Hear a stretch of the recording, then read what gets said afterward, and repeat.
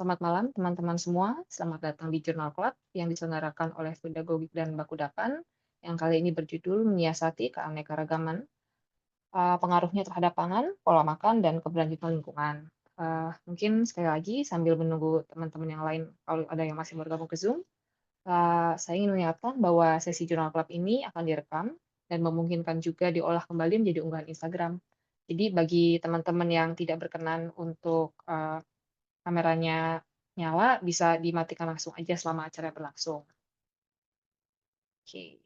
Mungkin sebagai perkenalan kali ya teman-teman, salam kenal, nama saya Shelvina Putri, saya bagian dari Bakudapan Food Study Group, kelompok belajar soal isu pangan, yang menjadi pintu masuk buat kami untuk membahas dan mendiskusikan dan membongkar permasalahan sosial, politik, gender, seni, kebudayaan, lingkungan, ekonomi, dan sebagainya. Jadi bersama dengan Fudagogik, kami berkolaborasi dalam mengelola program Jurnal Club.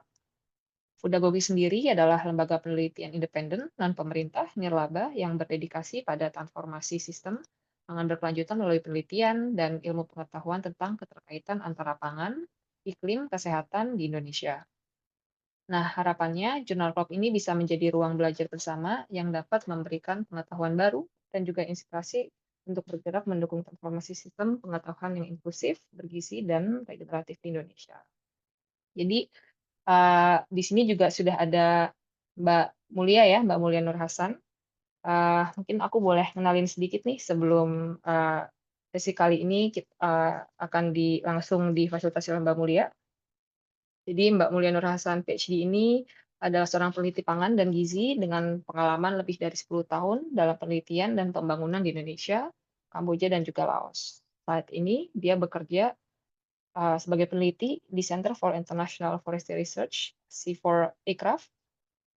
Ia juga meraih gelar doktor di bidang gizi dan magister untuk manajemen perikanan yang memberikannya pemahaman holistik tentang sistem pangan dan ekosistem alam hingga gizi manusia. Mbak Mulia juga memimpin tim Nutriscapes Indonesia dan menjadi peneliti utama dalam berbagai proyek penelitian pangan dan gizi di Asia Tenggara. Selain itu, Mbak Mulia juga terafiliasi dengan Center for Regulation Policy and Governance, CRPG, di Universitas Ibnu Khaldun Bogor. Dan pada 2023, Mbak Mulia terpilih sebagai salah satu dari 20 Global Food System Leaders dari The Rockefeller Foundation Acumen Food System Fellowship. Nah, sesi perkenalannya bisa kita wrap up di sini kali ya. Jadi mungkin ada nama-nama lain gitu, ada Kak Karin Nurhadi, Kak Kintan Kamilia, Kak Diah Pramesti, Indah Sari, ini dari Fudagogi, terus juga ada Kak Meivi Andriani, dan ada akun Bakudapan juga. Ini kami bertiga dari Bakudapan gitu. Jadi mungkin kami adalah tim belakang layar, tapi mungkin setelah ini kita bisa langsung aja ke Mbak Mulia kali ya. Boleh langsung bisa memulai memfasilitasi diskusi malam ini. Silakan Mbak. Makasih Silvina, suara saya jelas nggak? Jelas Mbak. Oke, sip. Teman-teman, selamat malam. Terima kasih banyak udah datang malam-malam, terutama yang posisinya di Indonesia. Eh, saya maunya sebenarnya konsepnya santai aja. Saya pernah berapa kali hosting waktu zaman pandemi itu. Waktu sebelum pandemi, bikin jurnal club sama teman-teman di kantor. Itu juga santai. Terus setelah pada saat pandemi kita bikin Global Journal Club sama orang-orang nggak kenal yang ketemu di Twitter gitu. Terus kita punya aturan satu buka kamera, dua nggak boleh direkam. Jadi kayak safe space gitu. Nah di sini aturannya beda lagi. Tapi kalau boleh teman-teman buka kamera, saya akan lebih senang. No pressure sih. Tapi yang harus kalau boleh saya minta dua eh, peraturan yang kita sepakati. Yang pertama adalah interaktif. Jadi eh, bukan saya saja yang ngomong karena kayaknya yang sebelum-sebelumnya kan kayak lebih presentasi ya. Terus saya bilang sama Karin, oh nggak mau, aku nggak mau ngartis, aku nggak biasa. Aku nggak terlalu suka kasih presentasi gitu. Istilahnya kayak ngartis. Kalau fasilitasi sama-sama saling berbagi, saya mau. Jadi berasumsi teman-teman semua akan ngeluarin pendapat. Terus yang kedua ya em, safe space. Kalau misalnya teman-teman ngerasa em, pengen ngomong yang private, boleh di chat ke Mbak Silvina atau ke saya. Yang private aja nanti saya sampein message-nya eh, apa oh menurut ada temen yang ada yang kasih informasi kayak gini tapi eh, nggak akan di name gitu siapa. Eh, Kalau bisa kayak gitu, jadi pertama interaktif dan kedua saling respect. Oke nggak? Kasih jempol dong ya. Oke, so kita mulai ya. Asik, jempolnya banyak.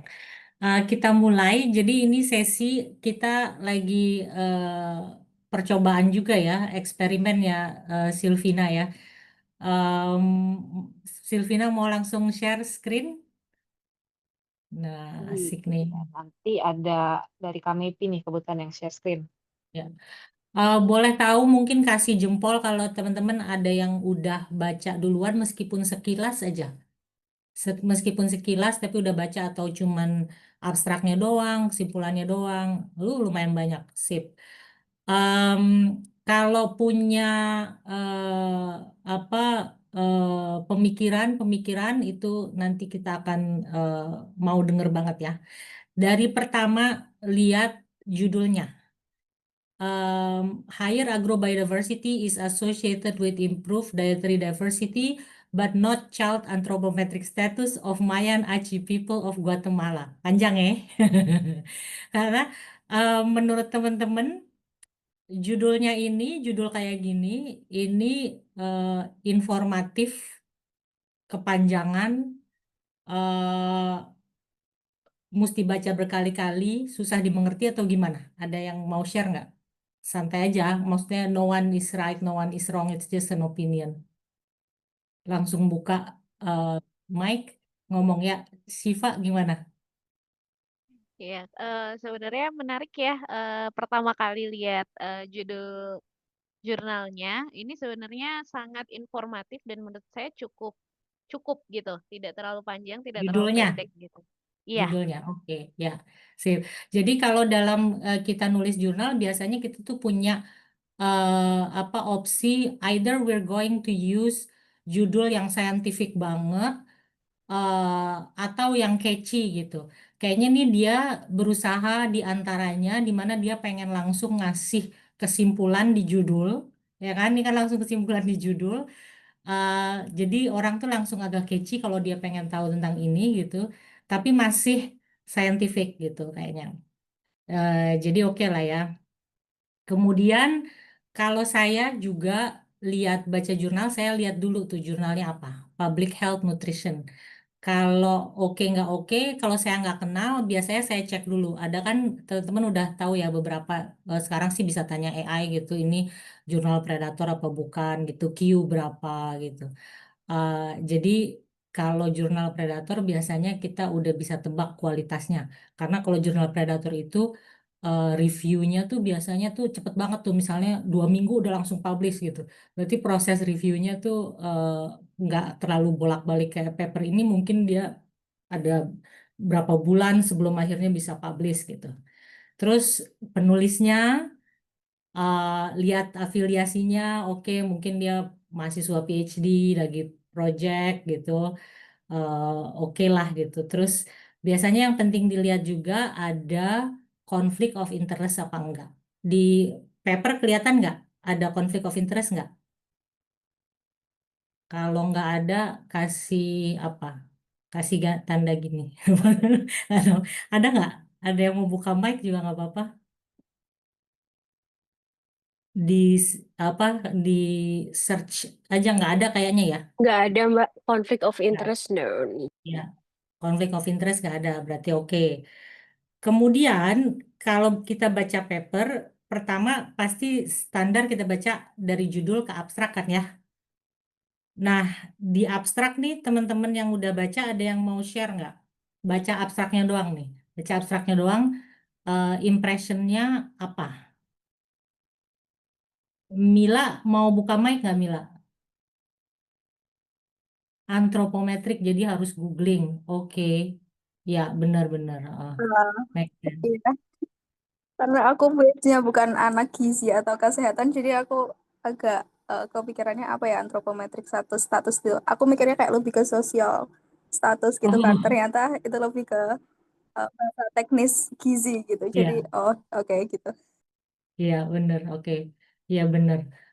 Em, tapi berarti dengan dia masukin itu dia emang dia mentargetkan orang-orang yang ngerti gitu kayaknya ya. Itu resikonya dia tuh. Resikonya dia kalau orang nggak ngerti mungkin orang less interested kan. Kalau dari abstrak gampang di ngertiin nggak? Ada yang mau buka mic? Yang udah baca abstrak? Aku ya, Noval, silakan. Baik, terima kasih kamu. Kalau dari abstrak sendiri, kalau saya baca sih cukup menerangkan ya, maksudnya tidak terlalu membingungkan. Mulai dari objektifnya kan sebenarnya kita bisa lihat mereka itu lebih fokus pada child undernutrition ini, apakah dia itu one of the greatest challenge. Terus ngelihat di bawahnya kan desainnya itu dia kayak ngejelasin yang diambil itu berapa, jadi nggak membingungkan sih. Hmm. Kamu Karena terus juga Noval anak dietitian resultnya kali juga ya. langsung to the point ya. Iya, Karena Noval mungkin ya, dietitian ya. mungkin itu mungkin.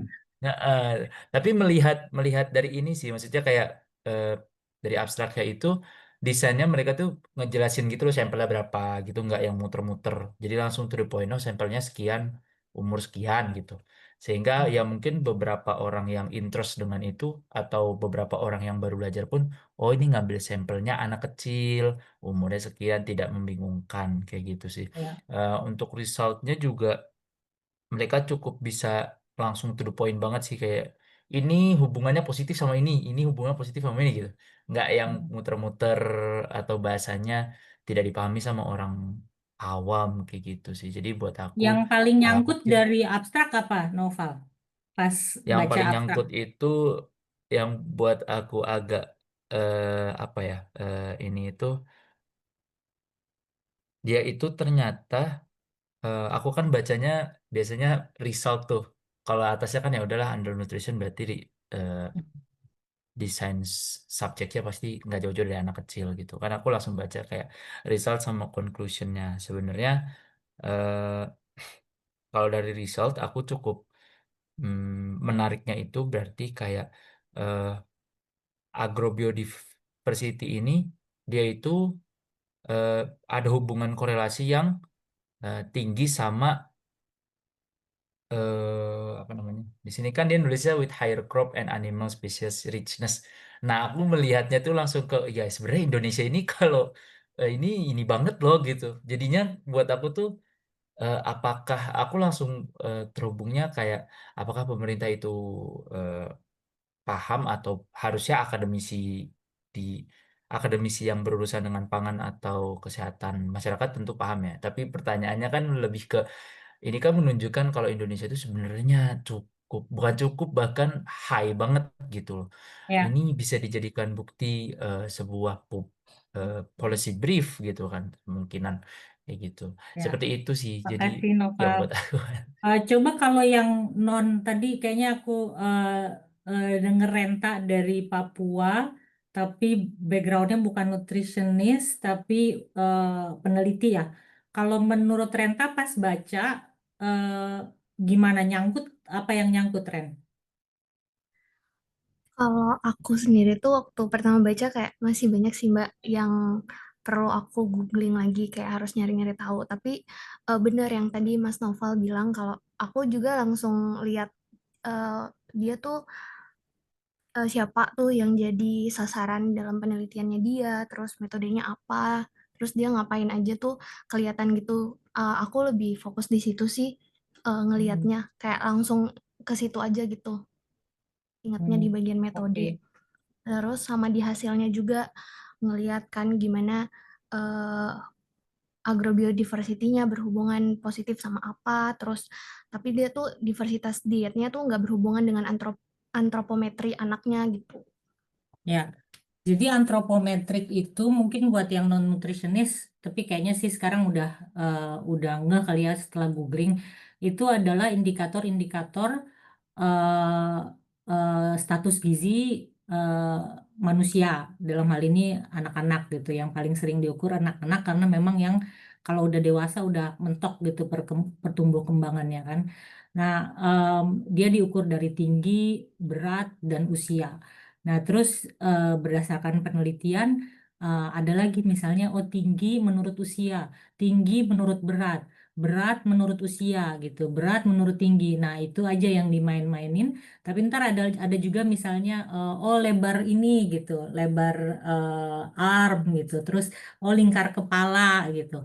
Jadi indikator-indikator itu. Jadi buat teman-teman yang bukan gizi juga pada intinya antropometri adalah indikator-indikator pertumbuh kembangan anak yang berhubungan sama eh, apa fisik, indikator-indikator fisik mereka gitu, termasuk kayak apa yaitu tinggi, berat. Paling gampang itu yang paling sering dipakai adalah stunting, wasting gitu. Nah, jadi dari judul ini artinya agrobiodiversity yang tinggi itu berasosiasi atau berkorelasi dengan dietary diversity yang lebih baik, artinya keragaman konsumsi pangan yang lebih baik, tapi dia tidak berhubungan sama si eh, outcome dari status gizi itu. Si status gizinya nggak berhubungan gitu. Nah, karena antropometrik itu sering dianggap sebagai sebuah outcome dari status gizi gitu. Kalau memang dia pertumbuh kembangannya bagus, gizinya bagus, berarti harusnya ada dia mengikuti standar pertumbuh kembangan yang bagus gitu di Mayan Aci di Guatemala. Jadi ada konteksnya nih. Bisa jadi dengan konteks yang mirip, dengan kasus yang mirip, tapi kan konteks yang berbeda bisa jadi hasilnya berbeda. Jadi penting untuk dia sebutin bahwa ini adalah study case di Guatemala. Nah, kalau kita ngelihat apa paper untuk ngecek yang bahwa itu paper bagus, concise, kita kan tadi udah oke ya, abstrak kayaknya udah oke. Itu kita ngecek langsung ke conclusion. Kalau kalau conclusion itu menjawab tujuan, kita bisa bilang dia lulus ke eh, apa tahap kedua pantas untuk dibaca. Tahap pertama tuh judulnya nggak membingungkan. Tahap kedua abstrak lah ya, oke, abstraknya bisa cepat dimengerti. Tahap ketiga tujuan itu dijawab dengan conclusion. Tujuan yang ada di abstrak atau kalau mau dicari lagi lebih dalam di introduction itu dijawab dengan conclusion. Nah, di sini conclusionnya kalau kita baca eh, kira-kira menjawab nggak? Ada yang mau kasih ini? Apakah membingungkan, apakah terlalu lebar, atau menjawab dari yang dia cari? Mbak Mu, Siapa tadi? boleh. Ya, silakan. Halo semua, aku Kiana. Waktu aku baca conclusionnya, justru aku merasa penjelasannya jauh lebih banyak ada di discussion, terutama ketika conclusion itu membahas mengenai intervensi itu harus dibarengi dengan improvement di wash and housing condition. Nah, di discussion itu di bawah-bawah dijelasin lagi. Justru kayak in Guatemala, konteks poverty and undernourishment are persistent problem karena ternyata ada masalah yang lebih sistemik. Terus di situ juga dibahas culturally di region such as Guatemala, food itu alokasinya lebih ke older boys, men and elders gitu. Jadi aku merasa oh iya conclusionnya ternyata singkat banget sementara ada hal-hal kontekstual lain yang dibahas di discussion gitu. Kalau menurutku gitu sih. Jadi aku kebantu banget dengan discussionnya, tapi conclusionnya kayaknya should be more atau harusnya discussion itu juga conclusion gitu, if that makes sense. Ya, Menurutku gitu ya, sih. ya betul. Aku agak setuju juga sih karena conclusionnya kayak terlalu pendek. Dan pendek kalau dia terlalu pendek tapi dia pertanyaannya itu sebenarnya lebar gitu jawabannya jadi kayak em, ya nggak terlalu menjawab ya. Akhirnya kita nggak cukup baca conclusion, kita mesti baca yang lain-lain lagi gitu kan ya, Kiana ya. Mesti dalam hal ini si Kiana mendapatkan jawaban yang lebih baik di discussion. Oke, berarti kita udah dari abstrak, conclusion. Kalau saya, itu tergantung yang saya mau cari dari paper. Saya bisa baca ke hasil atau ke intro. Kalau saya nggak familiar sama konteksnya, saya akan baca intro dulu. Kalau saya udah familiar sama konteksnya, saya langsung baca ke hasil. Siapa yang udah baca, siapa yang ngerasa perlu baca intro? Kalau kayak macam Naufal mungkin nggak dibaca ya. Naufal nggak usah baca intro lagi ya, kayaknya ya. Aku masih baca kok, soalnya suka kayak mungkin di intro itu lebih dijelasin eh, konteks sebenarnya tuh mau kemana gitu loh. Jadi kalau aku pribadi sih Kak selalu baca intro terus mau baca juga. Kalau Ludini baca intro. Baca dulu, Mbak. Karena belum familiar gitu kali ya. Iya, Kalau betul. aku dalam hal ini aku langsung baca ke result, terus belakangan baca intro. Kita mau bahas intro dulu kali ya, karena mungkin banyak teman-teman yang bukan orang gizi. Nah, kalau dari intronya, apa yang memberikan gambaran tentang eh, membantu teman-teman untuk memahami konteksnya? Ada yang mau bantu? Mungkin Mbak Gita.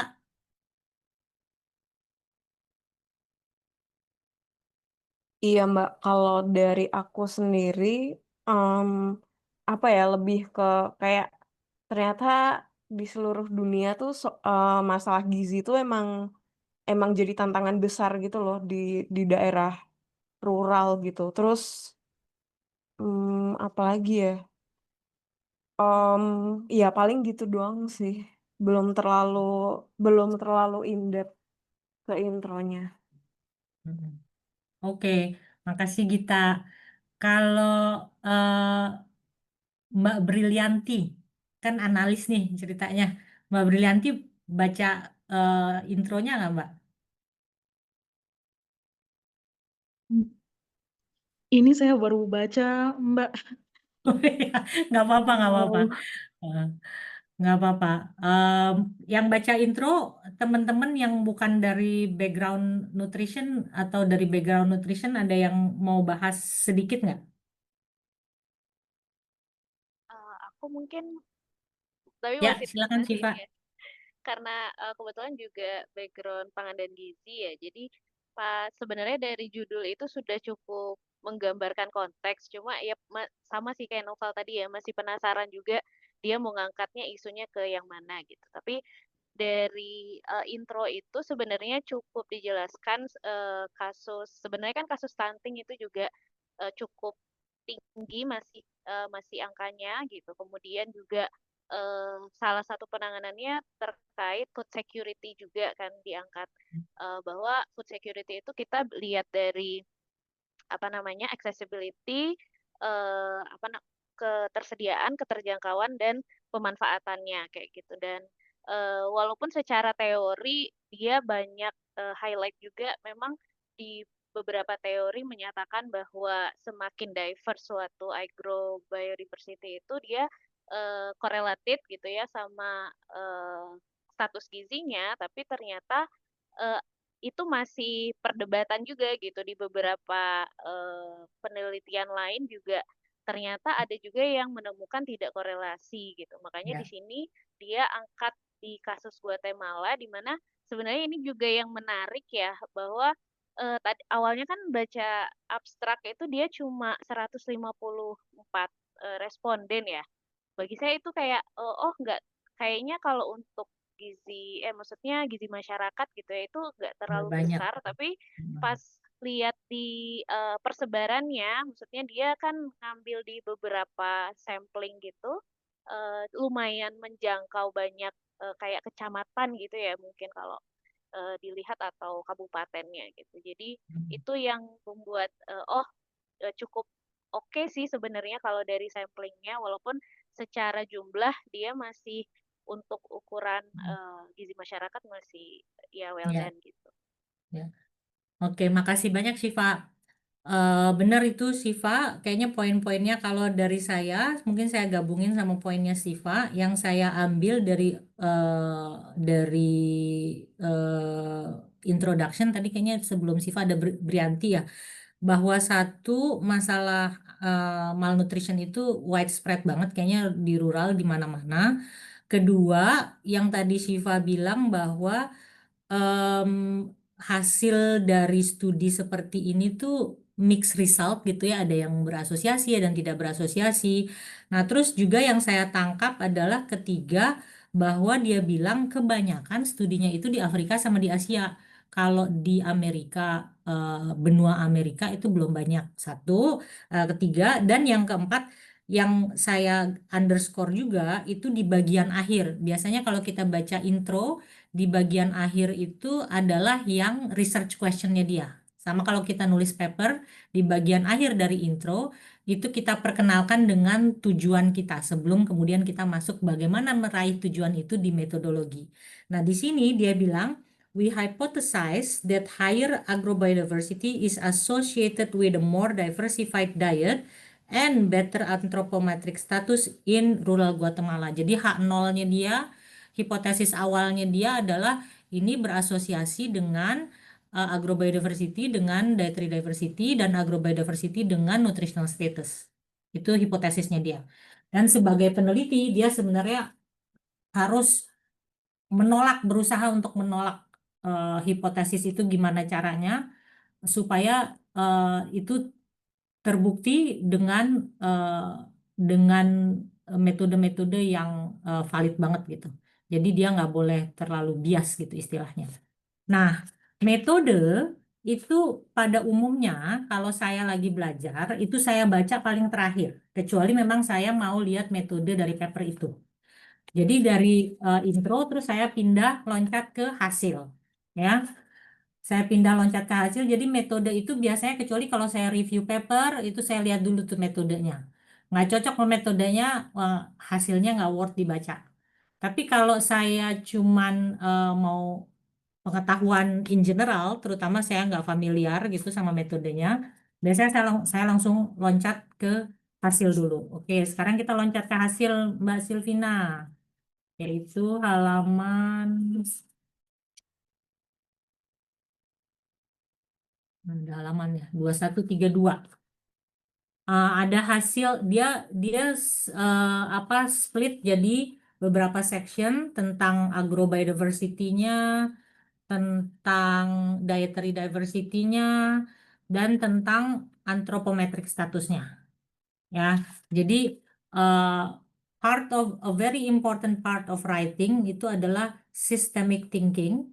Dan di sini ini dia pasti dia waktu awal nulis tuh dia semua hasil dia tumplokin jadi satu sebelum akhirnya ketemu cara dia mensistematisasi hasilnya itu yaitu hasil dari analisis agrobiodiversity, hasil dari analisis dietary diversity, hasil dari analisis child anthropometric status. Itu buat kita sekarang gampang untuk dimengerti karena dia udah susun dengan sistematis kayak gini. Tapi pada saat dia melakukan proses menulis, pasti itu berulang-ulang bolak-balik sama supervisornya sebelum akhirnya ketemu kayak gini.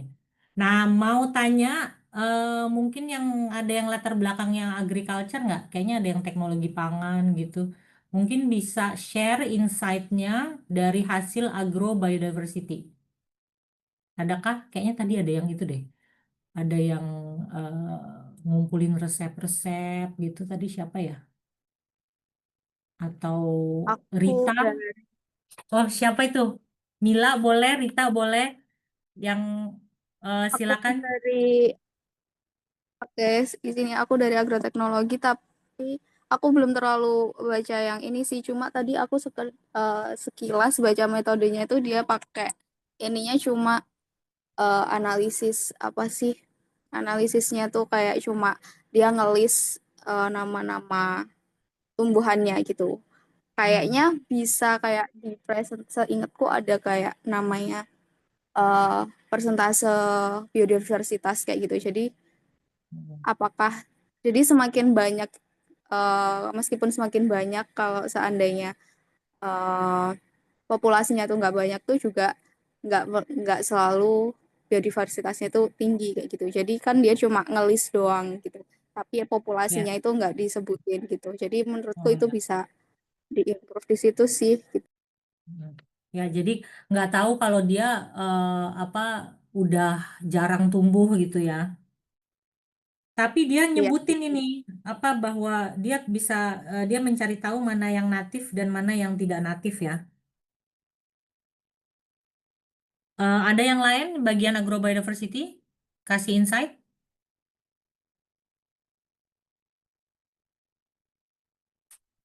Yang bagian entrepreneurship mungkin mau highlight.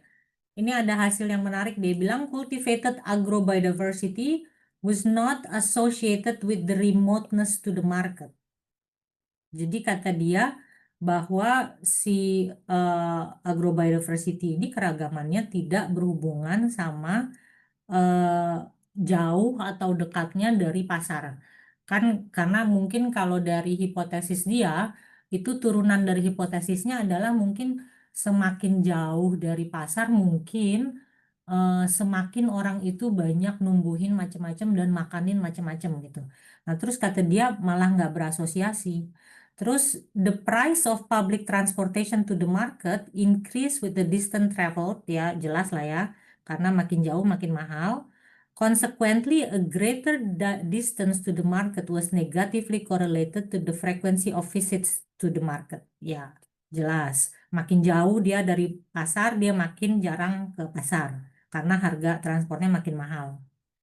Nah, terus tapi ada lagi yang saya garis bawahi, agrobiodiversity richness did not increase with the distance to the market. Itu yang tadi saya bilang tuh. On the contrary, village yang paling dekat sama market was more biodiverse than further village. Jadi justru yang paling dekat sama pasar kok biodiversity-nya justru lebih besar. eh, Kenapa nih gitu. Terus ada yang dia bilang juga yang paling jauh dari pasar menunjukkan paling kecil agrobiodiversity-nya. Terus dia berhipotesis mungkin karena populasi di desa tersebut itu mainly dari Ladino people yang katanya traditional ecological knowledge-nya smaller than other village katanya. Ada yang mau komen nggak seputar hasil di agrobiodiversity ini? Hubungannya sama market, hubungannya sama jarak ke pasar. Aku mau komen dikit. Silakan. Sebagai orang yang background pendidikannya antropologi dan human geography, aku tuh punya kesulitan memahami hipotesa-hipotesa seperti ini tanpa adanya vignette atau em, potongan-potongan dari hasil riset tersebut gitu. Mungkin karena aku terbiasa di antropologi itu dengan oh oke, ini adalah potongan vignette dari interlocutors kita atau dari research participant kita gitu bahwa ya we eat less diverse food karena um, my children prefer maize gitu over apa gitu. Jadi kayak aku punya kesulitan terhadap jenis-jenis riset seperti ini. Itu aja sih kalau aku tanggapannya ya. Mungkin karena background pendidikan dan background keilmuan ya. Ya, ya itu bisa dimengerti sih. That's why orang sekarang cenderung melakukan triangulation sama kualitatif gitu kan ya. Tapi dalam hal ini dia nggak pakai. Nah, kalau orang notok nutrition bilang atau seenggaknya orang statistik gitu ya, bedanya kuantitatif sama kualitatif kan kalau kualitatif dia bisa ke in-depth tapi mungkin nggak banyak gitu.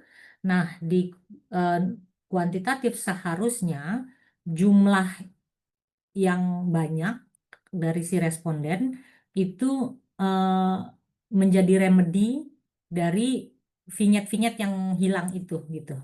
Jadi keragaman-keragamannya itu kelihatan eh, apa bisa terobati sama si jumlah kan kalau jumlahnya segini rata-rata segini dengan standar deviasi yang kelihatan kayak gini itu berarti dia lumayan cukup ini dong representatif gitu kata orang kuantitatif. Tapi aku memahami sih kayak it's just number gitu ya kayak nggak ada story-nya. Ada yang lain? Komen yang lain? Aku mau komen lagi, kamu. Silakan, Noval. Kalau dari yang bio, biodiversity ini, eh, agrobiodiversity ini, kalau aku melihatnya kenapa yang market itu lebih biodiverse, mungkin karena ya again ya pada akhirnya hulunya petani, terus ujungnya itu kan ke pasar ya. Jadi orang yang dekat pasar justru lebih gampang mengakses keanekaragaman pangan dibandingkan dengan yang tidak dekat dengan pasar tentunya. Itu menurut asumsi aku ya.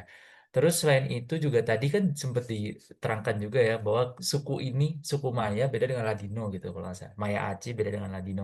Nah dari Hmm. situ aja bayangkan seandainya ini asumsiku sih pada saat baca itu. Bayangkan seandainya udah Maladino nggak dekat sama pasar, coba nggak ada yang dimakan gitu kan. Karena mereka tidak punya keilmuan terkait agro kan ya. Yang lebih punya agro malah yang eh, Maya Sachi gitu. Kalau misalkan yang Maya Sachinya lebih deket sama pasar gimana kan? Lucu juga ya jadinya yang mereka nggak pakai ilmu ya udah ke pasar aja beli gitu kan gampangnya gitu ya. Jadi itu ya sih yang aku bisa tangkap dari agrobiodiversity ini kenapa bisa jarak market itu ternyata yang lebih dekat malah lebih biodiverse dan selain itu Ya. suku lain berbeda ilmu nenek moyangnya beda kayak gitu sih.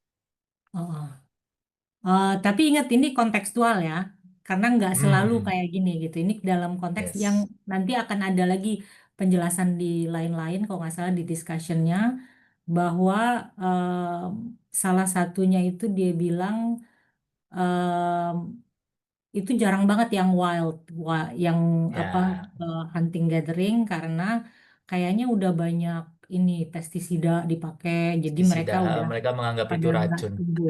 Bahasanya Mereka racun di menganggap situ itu ya. racun dan mereka kayaknya udah nggak banyak tumbuh lagi gitu. Jadi ada kemungkinan juga eh, yang jauh itu kalau dalam konteks lain di mana dia masih pristine misalnya agrobiodiversity-nya lebih dimanfaatkan dengan baik. Dalam konteks yang ini seperti ini gitu. Dia bahwa yang lebih dekat dengan pasar itu menjadi insentif dia untuk lebih menumbuh kembangkan gitu. Nah, terus ada yang menarik juga di halaman yang 2134 di bagian akhir. Dia bilang farmers who cultivated diverse food system could cover the nutrient requirements of their household. One food system could complement the nutrient supply by another food system. Moreover, an increment of one species within the food system was associated with a higher NFD. NFD ini aku nggak pernah pakai, tapi dia jelasin itu sejenis lah sama indikator-indikator dari diversity yang lain, cuman agak berbeda sedikit.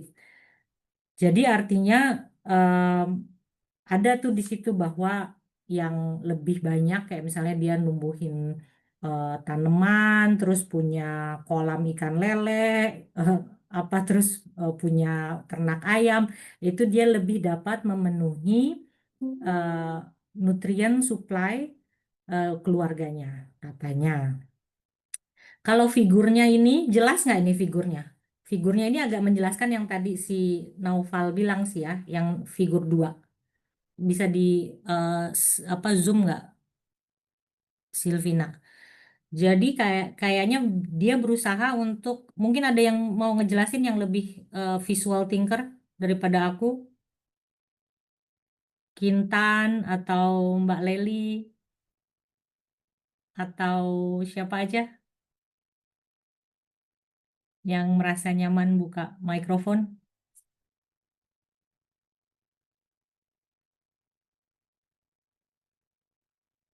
Ditunggu 1, ditunggu 2,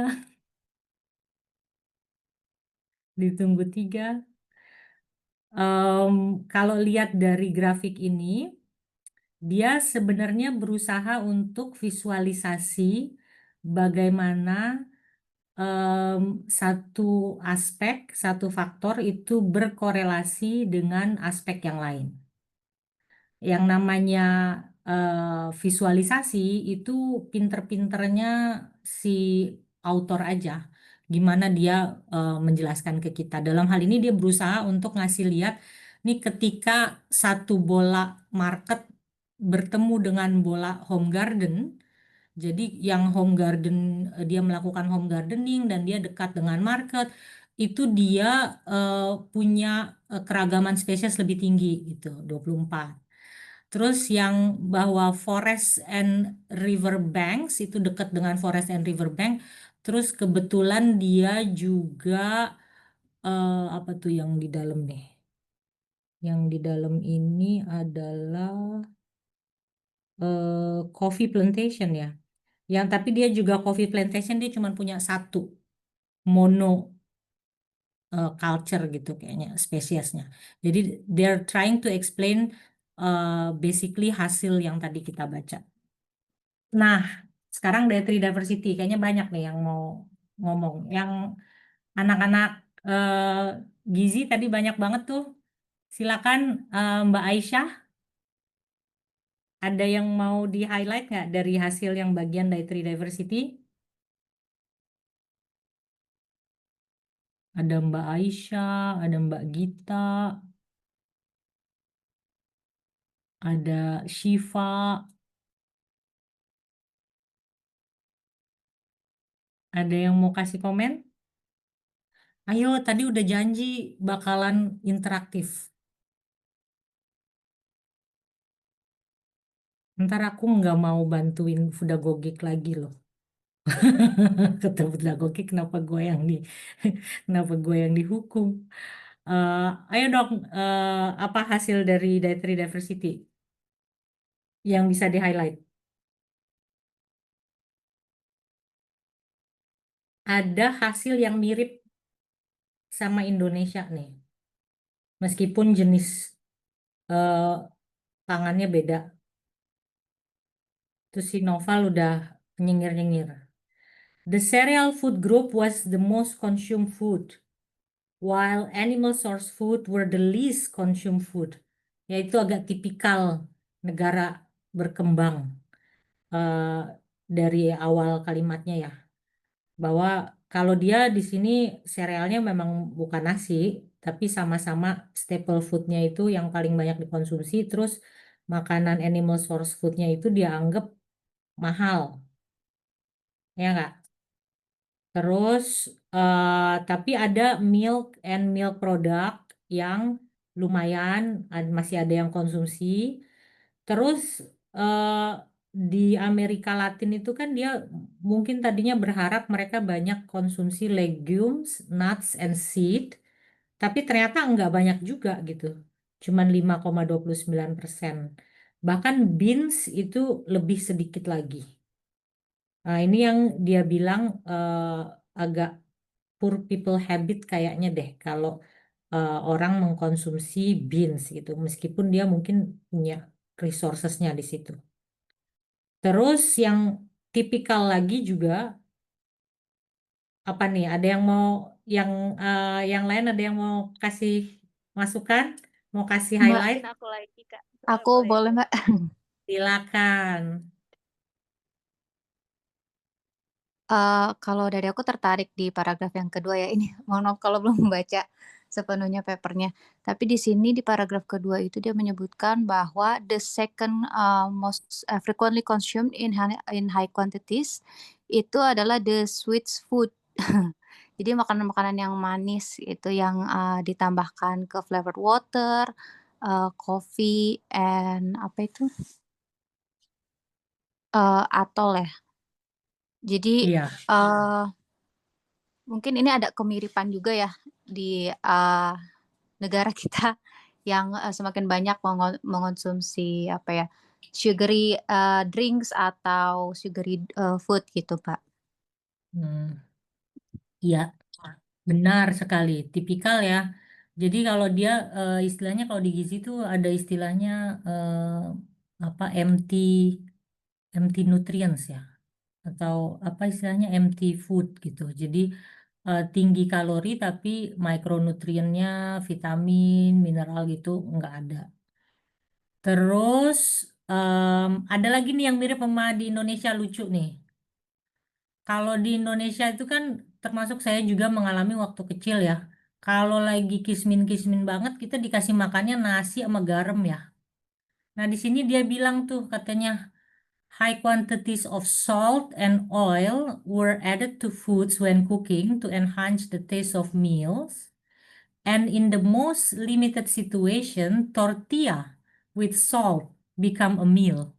Ya, jadi agak mirip-mirip dong kalau dia, tapi tortilla sama garam itu udah jadi makanan. Kalau zaman saya susah dulu, nasi sama garam dikepel-kepel. Itu udah jadi makanan. Ada lagi yang mau highlight?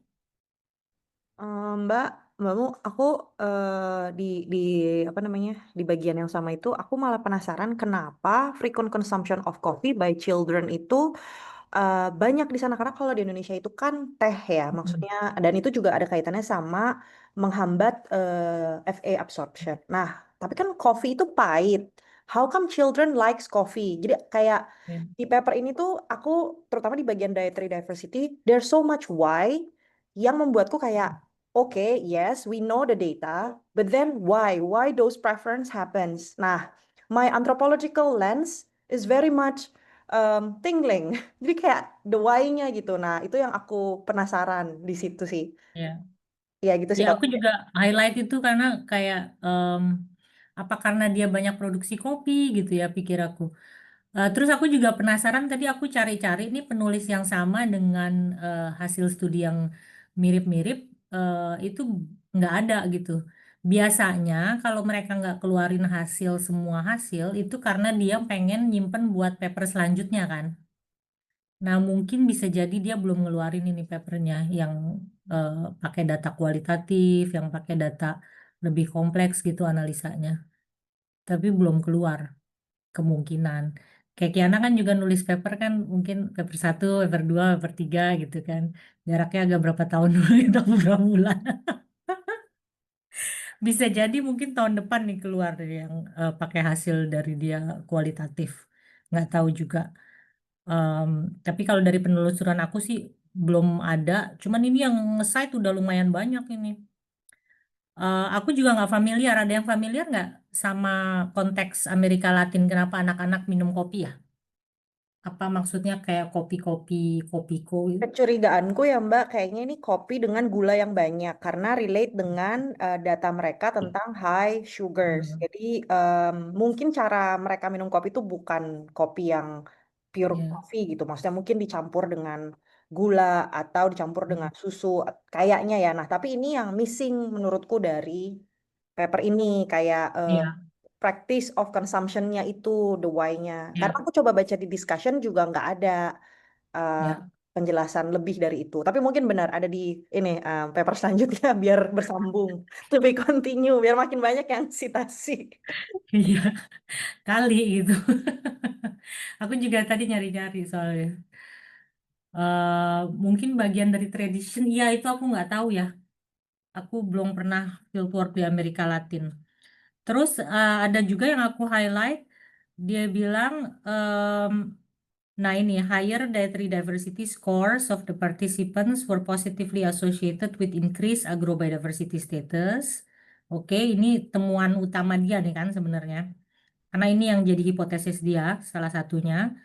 Terus dia cek itu dari berbagai macam indikator. Dia pakai indikator IDDS, dia pakai indikator NFD, dia pakai indikator apa IYCODDS segala macam dengan hasil yang kurang lebih semuanya konsisten. Meskipun dia nggak bikin figurnya ya, nggak bikin figur, nggak bikin tabel, tapi dia tulisin aja di sini. Ini agak mengganggu aku sih dia nggak ada figur tabel yang menunjukkan R dan P dan cuman ditulis di apa di teks. But that's okay. Yang penting ada hasilnya. Dan di sini dia terjawab satu research question dia bahwa ini berhubungan. Ya kan tadi kan dia mau ngetes dua ya bahwa agrobiodiversity berhubungan sama dietary diversity, bahwa agrobiodiversity berhubungan dengan uh, antropometri. Nah, masalahnya, masalahnya kalau kita boleh balik ke metodologi, kita belum ke metodologi kan. Waktu karena saya belum baca metodologi, saya baca kesini sini sini, ini kok error semua ya, kok error semua, terus nggak ada tabelnya gitu yang nunjukin hasil. Ternyata dia hanya melakukan korelasi. Yang dia lakukan hanya korelasi dan di sini jadi korelasi A, korelasi B, korelasi A, korelasi B, C sama E, G sama H gitu. Terus dari situ dia bermain-main dengan diskusi dan kesimpulannya bahwa socioeconomic status not directly correlated with data diversity. Terus bahwa frequency visit to market was positively correlated with items included in the diet, in the daily diet. Nah, nanti kita bahas ya, sekarang belum. Selesaiin dulu sampai child anthropometric status, baru kita bahas kenapa ini mungkin agak bermasalah. Nah, masuk ke child anthropometric status. Saya memanggil anak-anak gizi untuk menginterpretasi hasil ini. Silakan anak-anak yang merasa berlatar belakang nutrition membuka mikrofonnya dan saya berikrar tidak akan berbicara sebelum ada yang membuka mikrofon. Ya Mbak, aku izin berbicara nih, tapi mungkin soal teknis sedikit, mau remind aja, kita masih ada waktu 20 menit. 20 menit Ya doang. mungkin 20 menit lagi. Berikutnya mungkin Oke. anak-anak gizi, ada yang mau share? Silakan Naufal. Oke, makasih kamu izin masuk lagi. Kalau dari yang ini kan sekarang lagi bahas yang child anthropometric ya. Aku udah baca sih waktu tadi dan memang nggak ada korelasinya sebenarnya kalau dari hasilnya itu nggak ada korelasi yang cukup signifikan antara child anthropometric status sama apa namanya dietary diversity scores-nya kayak gitu sih yang sesuai dengan SP. Karena kan tadi H0-nya itu kan mereka bilangnya ada hubungannya, ternyata ada korelasinya, ternyata nggak ada tuh kayak gitu. Di sini Yang bahkan ada dengan apa? disebut, nah yang ada itu cukup ini ya, pertama sosioekonomik itu ada, terus juga WASH-nya ada, terus juga edukasi ibu, sama ya itu sih bahkan mereka sempat yang ada figur 4 itu cukup menggambarkan banget sih itu ada hubungan kayak gitu sama Ya, maternal age kalau nggak salah itu juga tapi ya.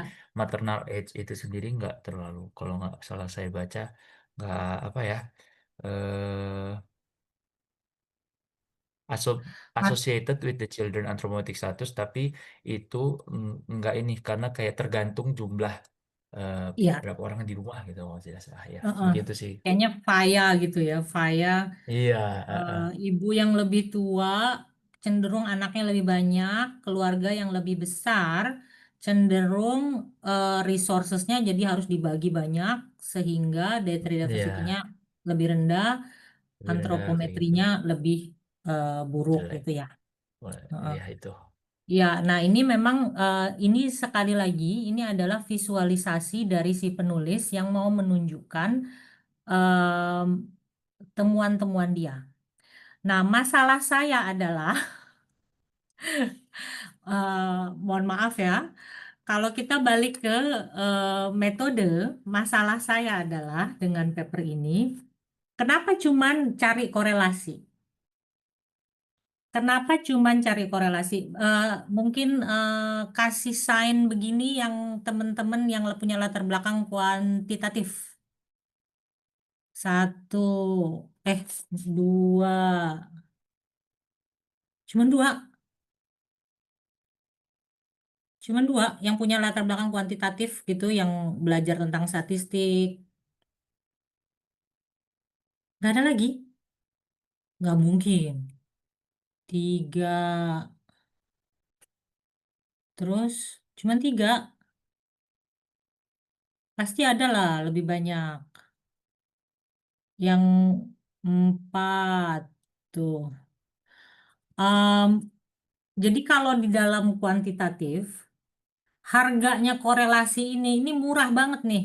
Harganya korelasi karena ini paling gampang dilakukan dan tidak terlalu menjelaskan apa-apa. Di bagian statistical analysis dia bilang correlation and comparison of groups who run on bla bla bla bla bla bla. Macam-macam dia pakai ini dari Spearman, Pearson, T-test, Man Whitney. Ini analisis-analisis yang basically menghubungkan antara faktor A dan faktor B. Apakah dia berpasangan kayak misalnya sebelum dan sesudah, atau dia tidak berpasangan kayak misalnya antara usia ibu sama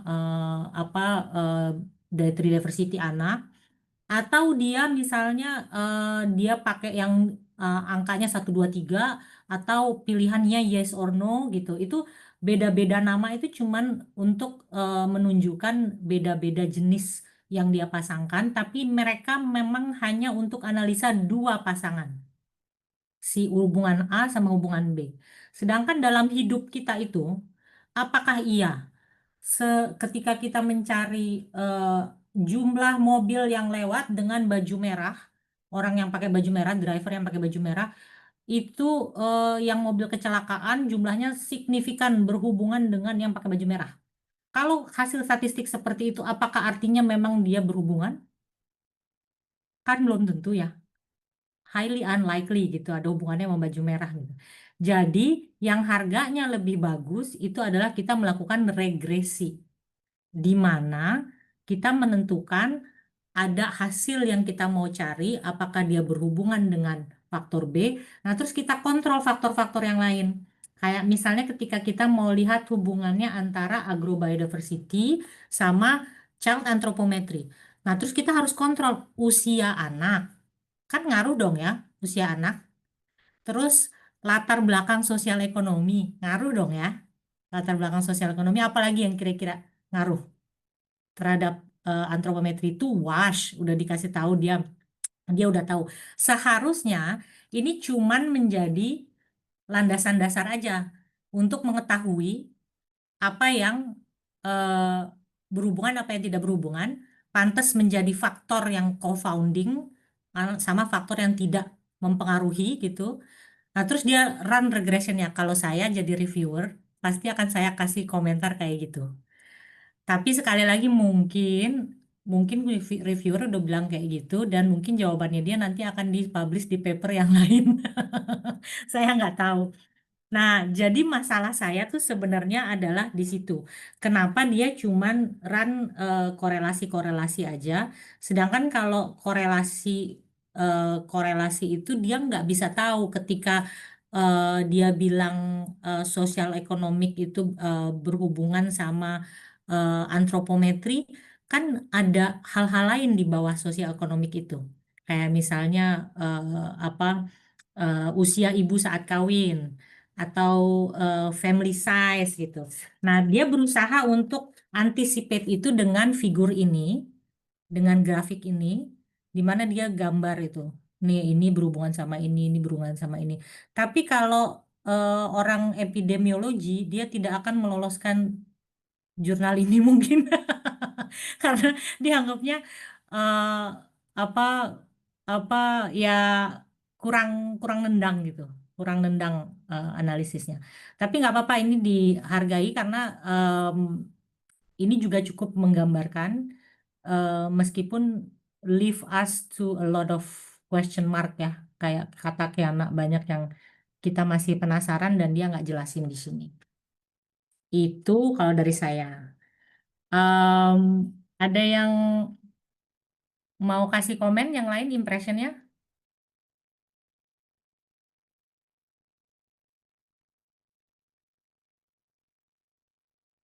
Bisa jadi landasan riset kualitatif buat kami antropolog. Iya betul. Jarang nemu abstrak dengan signpost. Signpost itu apa ya? Anita, apa ya signpost Anita? Kebetulan Aritanya udah ini nih Oh, Aritanya keluar. berhalangan untuk ikut full sesinya. Iya. Oke, ya. Ada yang tadi kayaknya Kiana punya impression terhadap apa discussion ya? Iya, tapi Gimana? Ya. itu sih cuman sebatas discussion dan conclusion. Aku punya kesulitan melihat bagaimana dia membagi discussion isi dari discussion dan isi dari conclusion. Jadi kayak conclusion tuh sangat buru-buru, terus short. Mungkin bisa jadi satu kali ya, tapi nggak tahu bagaimana dia mensistematikan paper ini gitu. Itu sih. Tapi aku sebenarnya ada satu poin di metodologi. Kalau boleh dikit loncat karena ini kayaknya waktunya juga udah ini ya. Metodologi itu aku tertarik sama children dietary assessment karena kalau kami di antropologi itu mirip dengan food diary. Jadi kayak nulis food diary setiap hari. Dan ini dilakukan oleh ibu. Aku punya soft spot sama metodologi karena memang di sini juga ngajar ngajar research design dan metodologi di UVA. Nggak dijelaskan mengenai bias dari methods itu. Jadi misalnya apakah si ibu mencatat atau ibu lupa, how do they record it, bagaimana kita bisa make sure bahwa data yang diberikan itu tuh tanpa bias-bias atau challenge-nya apa itu kayak kurang dijelaskan di metodologi. Sehingga aku lebih ke bertanya-tanya apakah peneliti menyadari challenge dari metodologi itu, gitu sih. Karena tidak dibahas kayaknya, atau mungkin aku terlewat. Paling itu sih bagian metodologi yang aku paling tertarik. Aku memanggil Naufal dari Young Dietitian Network untuk menjelaskan tentang 24 hour recall. Wow. Oke. Oke. Tapi Jadi masalah dibandingkan dengan food dietary, dengan food dairy, dengan food dairy. sebenarnya Diary. 20 hour food diary. Kalau tadi kata Kak Kiana food dietary itu food diary ya Kak. Bener nggak? Food diary itu lebih ke ibunya nyatetin apa aja yang dimakan, bener nggak? Ya, jadi lebih ke diary gitu, mengerjakan kegiatan apa, dan biasanya kalau kami per hour gitu misalnya, atau per activity, morning, lunch, breakfast, lunch, dinner gitu. Nggak tahu kalau teman-teman di dietitian. Sebenarnya kalau kami ahli gizi sebenarnya 24 hour recall itu hampir sama persis dengan food diary. 24 jam itu harus diingat mau minum, mau makan apa aja, nyemil permen, pokoknya semua harus dicatat secara detail seperti itu. Cuman yang agak membedakan biasanya 24 hour recall ini jarak. Kalau di Indonesia ya, aku tidak tahu di luar. Mungkin ada beberapa negara-negara yang sama praktiknya. Kadang Indo itu kan ngikutin dari luar juga guidance-nya. Itu tuh kalau 24 hour recall itu DAD-nya tuh 3 kali. Jadi kayak 2 hari biasa, satu kali hari yang hari libur atau hari ada acara. Karena pasti di hari libur itu akan berbeda eh, apa namanya makannya gitu. Misalkan hari kerja ya udah atau hari-hari biasa makannya ini, tapi pas hari libur biasanya entah anak-anak pergi ke mall makannya beda kan pasti. Jadi kalau 24 hour recall itu bedanya kalau di Indonesia seringnya ngadanya 3 kali, itu aja bisa dibilang belum ideal tapi mendekati ideal. Karena kalau gold standarnya sendiri, ini aku izin sharingnya, gold standarnya sendiri kalau mau nge-recall itu namanya food weight. Jadi tiap makan ditimbang, itu gold standarnya kayak Ya, gitu. di sini dia Eh, nggak dijelasin apakah dia pakai food weight apa enggak, nah itu. tapi ya gold standarnya kayak gitu. Jadi agak beda sih kalau menurut saya ya sama food diary. Karena kalau diary itu si ibu nyatetin sendiri. Jadi si ibu itu bisa males nyatet gitu atau lupa. Nah, kalau 24 hour recall itu biasanya si surveyor yang datang terus dia nanyain persis kemarin makannya gimana. Itu bisa pakai food model. Jadi dia bawa kayak misalnya beras segini nggak Bu kemarin. Eh, sayur segini nggak Bu kemarin. Bisa juga dengan foto itu, tapi metode terbaru yang nggak terlalu standar. Kira-kira segini nggak Bu? Kira-kira segini nggak Bu? Gitu. Atau dengan makanan sendiri yang si ibunya punya, dipraktekin kira-kira segini gitu. Uh, jadi 24 hour recall itu sebenarnya di hierarki lebih tinggi daripada food diary. Nah, food diary itu memang banyak yang komplain kayak gitu. Jadi si ibunya males, si ibunya lupa, atau dia halu gitu.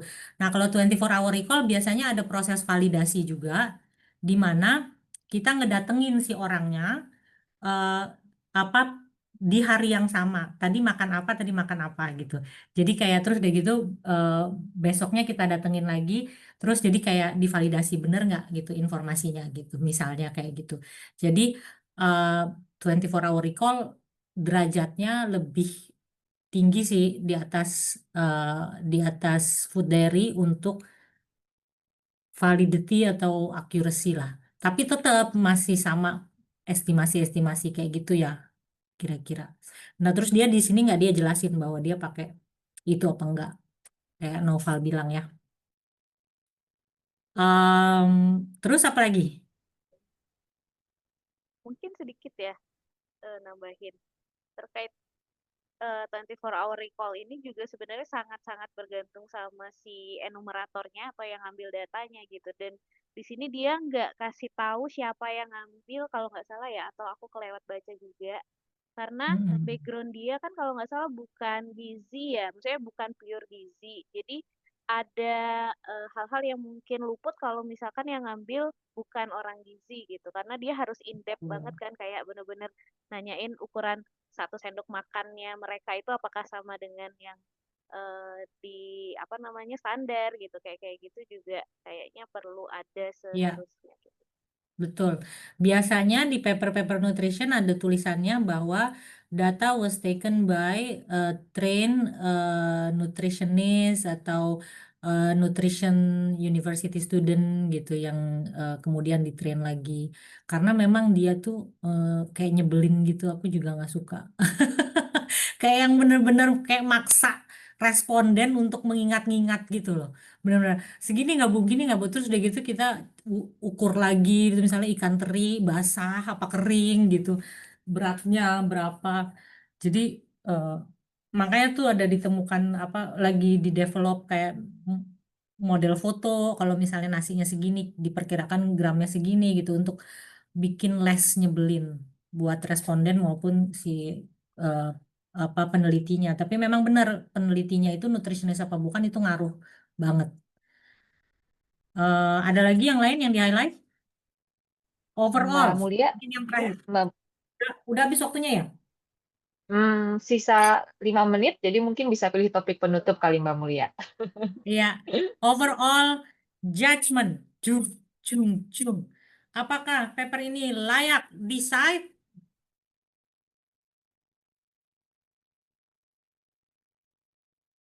Kasih jempol kalau setuju.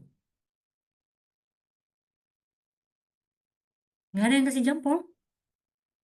Satu, cuman satu. Apakah paper ini layak dibaca dan decide? Dua, tiga. Oh, dibaca layak lah ya. Wih, banyak itu. Ya. Menurut saya, paper ini juga layak dibaca dan layak decide. Tapi hati-hati kalau dia menjadi eh, pokok utama dari paper atau riset kita. Sebaiknya mencari yang lebih kuat eh, metodologinya. Tapi kalau kita punya yang lain, terus begitu mau memperkuat yang itu, kita bisa pakai paper ini. Karena yaitu dari segi metodologi mungkin. eh, tapi kalau kita punya yang lain, terus kita mau memperkuat. Jadi sekedar untuk memperkuat paper ini layak dibaca dan layak decide, menarik dan konteksnya juga menarik karena itu dia bilang jarang dan hasil-hasilnya nggak semuanya tipikal. Jadi kira-kira itu dari saya. Ada yang mau nyampein yang lain sebelum saya lempar balik ke Mbak Silvina? Baiklah, saya lempar ke Mbak Silvina. Terima kasih semuanya.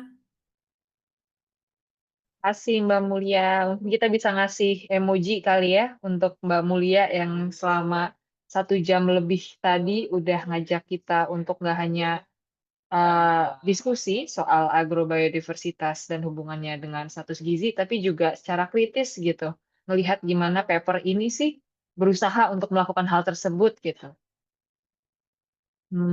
Jadi buat aku pribadi ini tadi sangat seru juga gitu melihat bagaimana mungkin perspektif yang kualitatif dan kuantitatif tuh bisa ketemu dari diskusinya teman-teman tadi.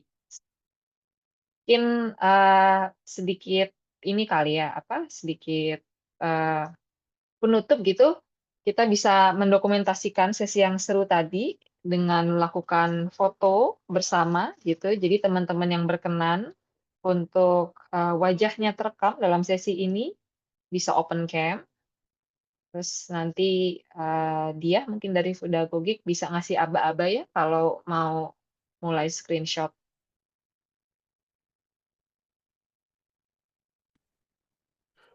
Eh, aku langsung aja ya, mungkin yang lain bisa, kalau yang mau bisa buka kameranya. 1, 2, 3. Sekali lagi. Oke, 1, 2, 3. Ya, udah. Oke, terima kasih dia. Mungkin terima kasih sekali lagi Mbak Mulia, terima kasih teman-teman Fudagogi, teman-teman Bakudapan, terima kasih Syifa, Muhammad Naufal, Kiana, siapa lagi nih? Bambang, Udini, aku mau coba lihat lagi di galeri. Oke, Makasih makasih banyak ya. Rianti, Agnes, Gita. Uh, Semoga diskusi kita hari ini memberikan manfaat dan perspektif baru tentang apa saja yang bisa kita lakukan, terutama gimana sih kita bisa mungkin belajar, memahami lagi tentang transformasi sistem pangan berkelanjutan gitu, misalnya di konteks yang terdekat di Indonesia. Makasih banyak hadirin teman-teman di acara Jurnal Kapulan ini. Kalau misalnya ada kekurangan atau hal-hal teknis selama berlangsungan acara, semoga bisa dimaklumi dan dimaafkan gitu. Mungkin sebagai reminder juga, kalau tadi ada yang nanya apakah ada rekamannya gitu. Kalau misalnya mau ingat-ingat lagi itu bisa nanti akan ada rekamannya. Jadi Jurnal Club ketiga ini rekamannya bisa diakses di YouTube channelnya Pedagogik sih. Terus juga seperti biasa Jurnal Club ini bulanan gitu. Jadi yang September ini sudah selesai tadi, nanti akan ada yang Oktober, November, sampai Desember gitu. Untuk info lebih lanjut bisa melihat di websitenya Fudagogik, Instagramnya Fudagogik, linknya Fudagogik.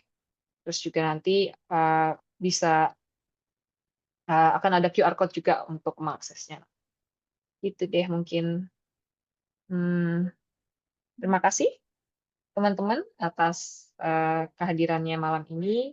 Kita jumpa lagi di sesi Jurnal Pelabuhan. Terima Makasih kasih banyak Mbak semuanya. Mulia. Mohon maaf atas kekurangan ya. Terima kasih kamu dari Pedagogik. Makasih Mbak Mulia. Terima kasih Mbak Mulia.